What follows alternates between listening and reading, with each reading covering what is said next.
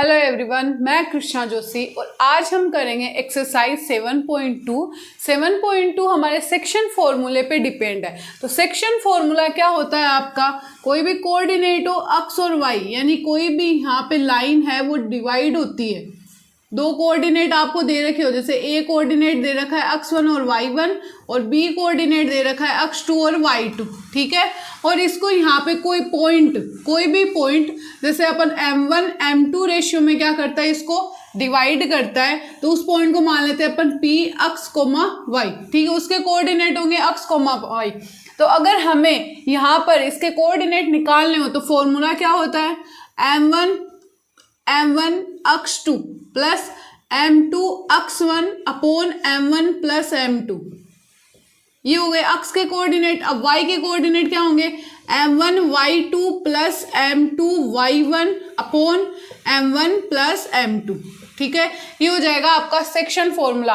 अब अगर कोई ये जो लाइन है उसका कोई मिड पॉइंट इसको डिवाइड करता हो, मिड पॉइंट, तो जो कोऑर्डिनेट होंगे वो क्या होंगे आपके x1 प्लस x2 अपॉन 2 और y1 प्लस y2 अपॉन 2, ठीक है। तो बस ये आपकी जो 7.2 एक्सरसाइज है वो इससे फॉर्मूले पे डिपेंड है। तो अब हम करेंगे क्वेश्चन नंबर 1। तो क्वेश्चन नंबर 1 क्या है आपका, क्वेश्चन नंबर 1 है find the coordinates of the point which divide the join of, यानी यहाँ पे दो पॉइंट दे रखे हैं। मैं मान लूँ ये P पॉइंट है वो है आपका -1, 7 और यहाँ पे Q पॉइंट है वो है आपका 4, -3 और कोई P पॉइंट PQ हो गया, कोई R पॉइंट है उसके कोऑर्डिनेट जो है वो x, y है, वो डिवाइड करता है विच divide the join of this point in the ratio 2:3 में, ठीक है। 2:3 में इसको क्या करता है, डिवाइड करता है। तो यहाँ पर x1 की वैल्यू और x2 की वैल्यू क्या होगी, x1 आपका -1 है और x2 आपका 4 है। ऐसे ही y1 और y2 की वैल्यू क्या होगी आपकी, y1 आपका 7 है और y2 आपका -3 है। m1 रेशियो m2 कितना दे रहेगा, 2:3, यानी m1 की वैल्यू कितनी 2 और m2 की वैल्यू कितनी 3 है, ठीक है। तो अब क्वेश्चन के अकॉर्डिंग अपन करेंगे। यहाँ पे जो सेक्शन फॉर्मूला है वो क्या है, सेक्शन फॉर्मूला कोऑर्डिनेट निकालने x और y, जो भी पॉइंट हमें दे रखा हो उसके कोऑर्डिनेट निकालने, तो हम क्या लिखते हैं m1 x2 plus m2 x1 upon m1 plus m2, ठीक है, coma m1 y2 plus m2 y1 upon m1 plus m2। अब इस फॉर्मूले के अंदर वैल्यू पुट करनी है हमें। तो जब वैल्यू पुट करेंगे तो देखो यहाँ पे xy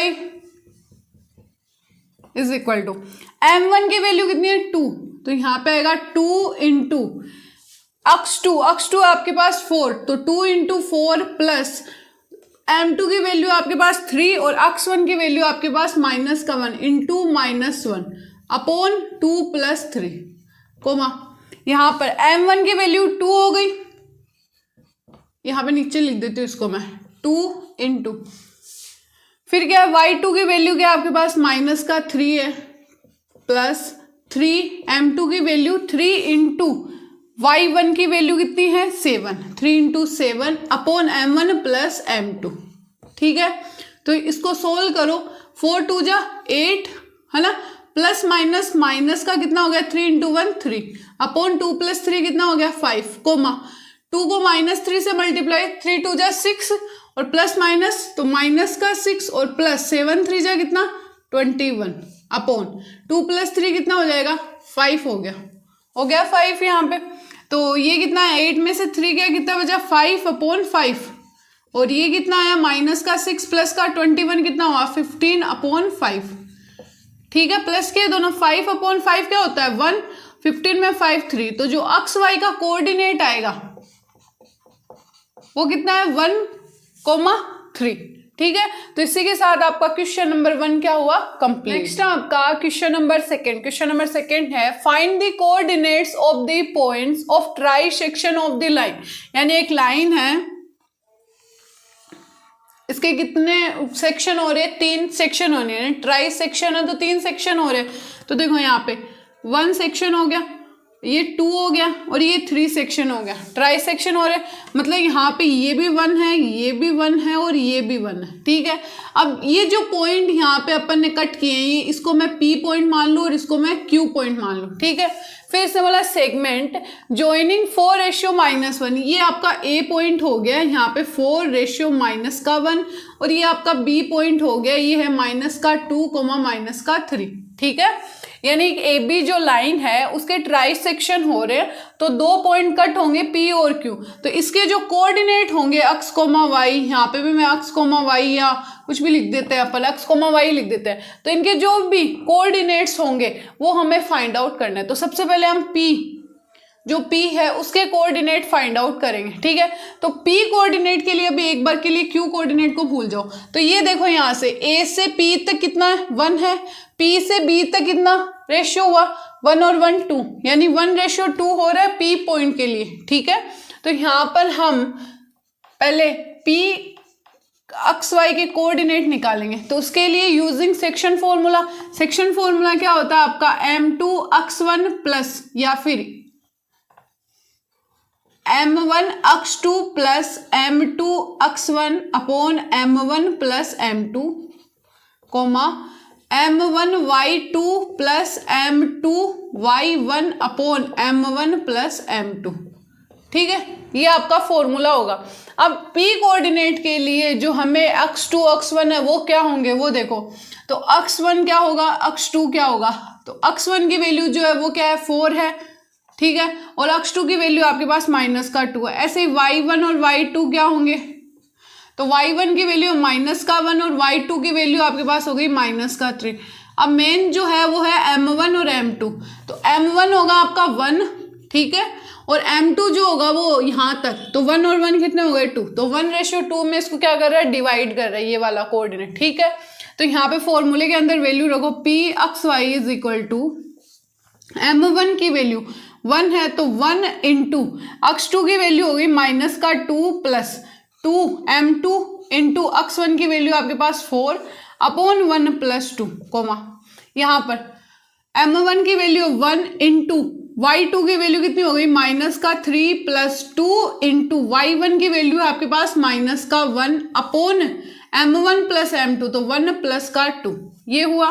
तो यहाँ पे कोऑर्डिनेट क्या आ जाएंगे, 1 इंटू 2, तो -2 हो गया प्लस 2 4 2 जा 8 हो गए, यहाँ पर 1 प्लस 2 3, कोमा -3 और माइनस का ही क्या हो जाएगा 2 यहाँ पर, और 1 प्लस 2 कितने हो गए 3, तो -2 प्लस 8 कितना हुआ 6/3, 6/3, कोमा -3 और -2 कितने हो गए -5/3, ठीक है। इसको आप क्या लिख सकते हो, यहाँ पे लिख देती हूँ, 6/3 क्या होता है 2 टाइम्स जाएगा 2 और -5/3, ये क्या आ गए P के कोऑर्डिनेट आ गए अक्स कोमा वाई।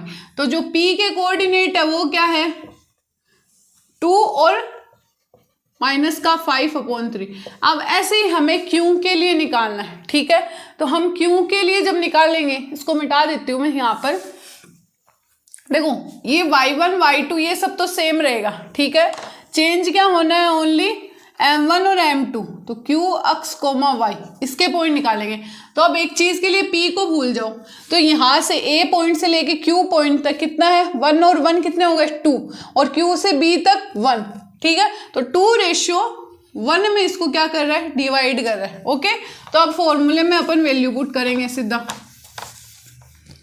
तो यहाँ पर Q x comma y is equal to कितना हो गया m1 2 इंटू x2 की वैल्यू कितनी -2 plus m2 1 into 4 upon 1 2 plus 1, comma यहाँ पे 2 इंटू y2 की वैल्यू कितनी -3 प्लस 1 इंटू y1 की वैल्यू -1 अपॉन 2 प्लस 1 हो गया, ओके।